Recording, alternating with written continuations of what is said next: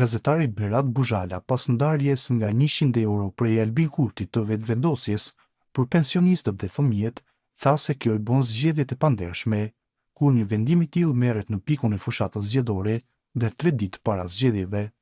Buzhala tha se perëndimi i zgjedhjet i vlerësona janë të lira dhe të ndershme, ndërsa përdorimi i avantazhit të buxhetit të shtetit për nevoja zgjedhore i bën ato të pandershme. Zgjedhjet vlerësohen nga organizatat e huaja si OSBE-ja, a janë të lira dhe të ndershme. Ne teknikisht i kemi të lira, por jo të ndershme. Pra, këto janë zgjedhje të lira, por të pandershme, të pabarabarta. Qushtojnë anglisht free and fair election, e që thojnë kohërave të dëshpërume kërkojnë masa të dëshpërume. Ky çka ka ba, i ka caktuar zgjedhjet më 28 bashkë me Vjosën një anshëm.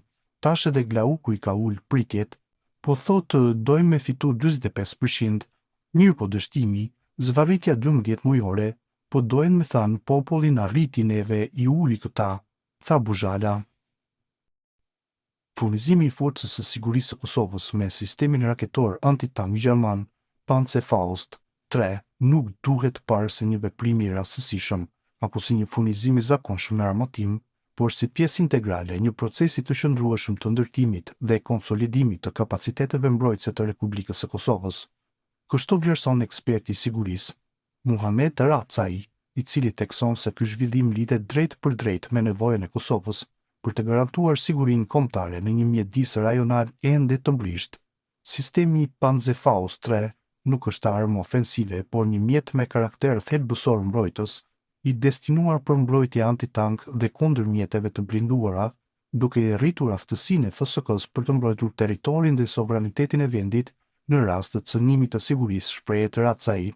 Sipas tij, ky furnizim merr rëndësi të veçantë në një kontekst rajonal ku rreziqet hibride, presionet politike dhe kërcënimet potenciale ushtarake beten të pranishme dhe nuk mund të përjashtohen.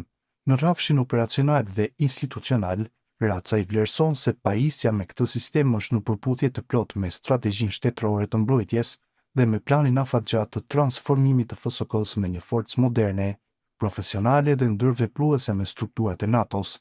Armatimi me standardet perëndimore, veçanërisht nga Gjermania si një nga shtetet kyçe të Bashkimit Evropian dhe një aleate e rëndësishme e Kosovës, ka edhe dimension politik dhe diplomatik.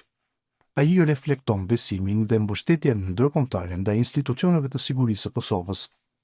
Racai sqaron se ky hap nuk duhet interpretuar si paralajmërim i një konflikti të afërt, por si një masë parandaluese dhe stabilizuese e cila synon të forcojë sigurinë kombëtare dhe të rrisë kapacitetet dekurajimit.